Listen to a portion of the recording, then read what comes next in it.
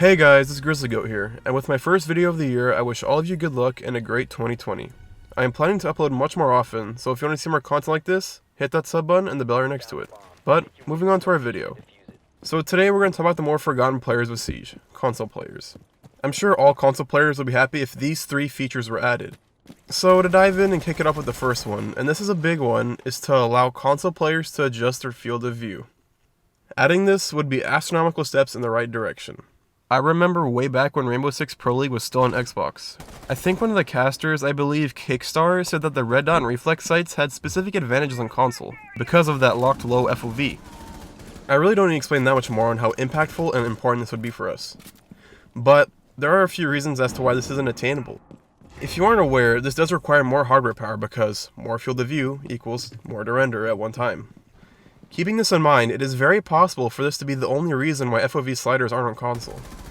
But there are games on console that do have FOV sliders, like Battlefield and Apex.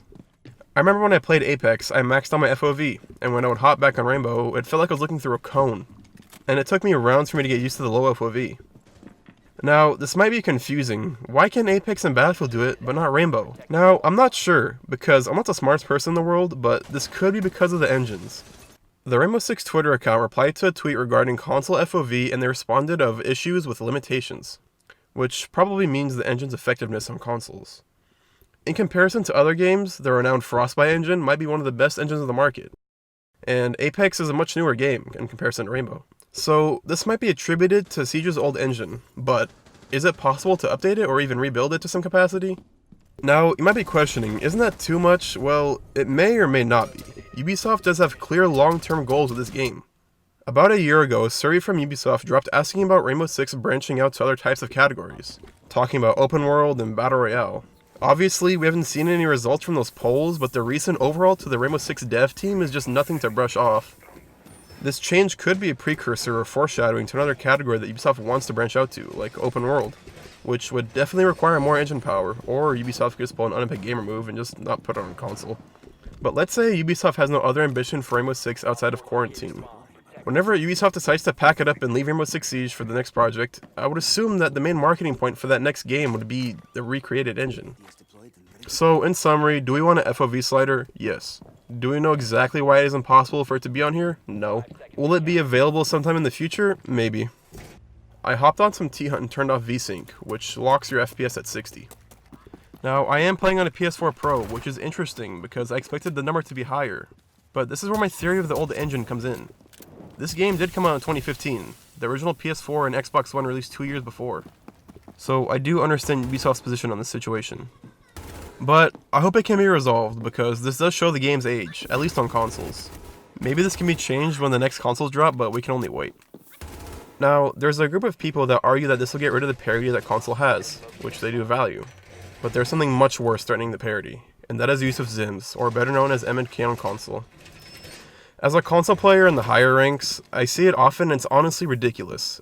Ironically enough, while I was making this video, I ran into a lobby not only with mouse and keyboards, but with macros as well. It's just ridiculous. Imagine being excited for that. I'm playing. Rush? They pushed. They're getting rushed. Ash. Oh my god, mouse? No way. Oh my god, it scared the f out of me. How? What? Yo, she's using mouse. Oh my god. Oh, she's on the window. She's using mouse. Wasn't cool. You wrote Yeah, I got killed by this? against tryhards that rushed like that. Okay, another one. There's no argument that MnK is definitely better than controller competitively. And when you watch the kill cams of MnK users, it's pretty obvious when they're spinning the camera 8 times faster than max sense for a controller. I'm assuming most of you know how it works, but I'll explain it briefly in case you aren't aware. A Xim is an adapter that plugs into a keyboard and into your console. The console then reads the Xim as a controller, but in reality, you're using a mouse and keyboard. So this makes the situation of trying to block these systems increasingly difficult. But what has been done about the situation? Well, not really much at all. All it has been is a bunch of pointing fingers at each other from Ubisoft to Microsoft and Sony. Now, this is an epidemic in all FPS games, not just Rainbow. Fortnite has actively taken steps to counteract this, and it seems as if Apex is trying to do the same. But for pretty much all other games, unless I'm forgetting one, just aren't doing anything. Former top-level head at Xbox, Mike Ybarra, in this tweet from 2018, basically says that the developers do have the tools to counteract this, and I 100% believe it. If other games can do it, why not Rainbow? Think about it. Mouse and joystick have completely different movement capabilities. I would suppose that it's not hard to differentiate these two to identify who's using a Xim. But let's say theoretically that Ubisoft continues to be lazy and point fingers instead of actually doing something. They could just give us the responsibility. Well, sort of. If Ubisoft does not want to implement an automated detection system, they could just add another report button. I mean, there's already like 5 or 6 options you can report someone for already. Why not just make this an option as well? If they can just go back to the game and listen for griefing or back and watch cheating, they should easily be able to do this. I honestly think it would be better if they just used an automated system, rather than having moderators watch gameplay, but hey, what do I know? We just want a fix for this, because it's nearly impossible to hit Diamond or Champion on console if you don't have a mouse and keyboard.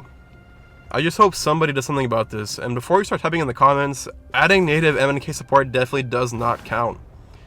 Because although you have input-based matchmaking, you still have Xim users in controller lobbies, rendering this option practically useless. Ubisoft, or Sony, or Microsoft, please take action. Speaking of inputs and controllers and whatnot, why not add controller bindings? I genuinely want to know the excuses that developers have for not adding this in. The presets are cool and all, but for the love of God, all games on consoles, please allow us to bind our own buttons. Luckily for me, I play on PS4 and PlayStations have a native binding option, but having to turn it on and off is pretty annoying because I do forget. But I stream on Twitch via remote play, and if you don't know, on remote play, custom binds are disabled for whatever reason. And I play with flipped bumpers and triggers since I don't use trigger stops, and it's really annoying. Now, I don't play on Xbox, and if you do, let me know if they allow you to bind your own buttons natively as well. But on top of the convenience that bindings have, this would enable us, or give us a chance to finally, yes, lean without ADS. Now, on a normal controller, there's not enough buttons, but that's what bindings are for. You can just map multiple buttons to an action, like this. Or this. Whatever you want, I can't control you. I really don't need to explain this much more, it's really simple, just add binds, it can't be that hard, is it? So from confusing FOV sliders to necessary anti-cheats for console, and to things as simple as keybinds, these are all desired features by the often ignored console base. We can only hope that Ubisoft will hear us this time. Because last time there was a problem, we know how that went. It took them nearly 2 months to fix a recoil pattern. But that's really all I have to say for this video. Which idea did you like the most? Why? Did I forget anything about these 3 topics? Let me know the feedback that you have in the comments down below.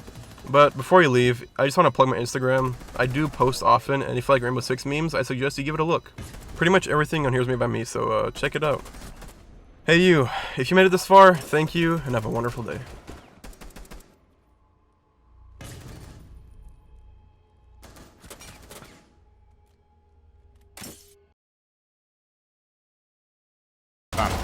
Bro, and you use a macro? Are you like, oh my god. Oh my god! Yeah, What is that? That's a macro? What the f did you hit? Nah, bro, that's his don't left know. shoulder, bro. What? I didn't hit him. You need help up there, Ricky? Dude, what? Y'all just relax, dude. Twitch is one shot. Twitch is one shock. If you get a Twitch run, you one shocker. Dude, chill with him that shit, bro. Op 4 has located a bomb. I swear if they call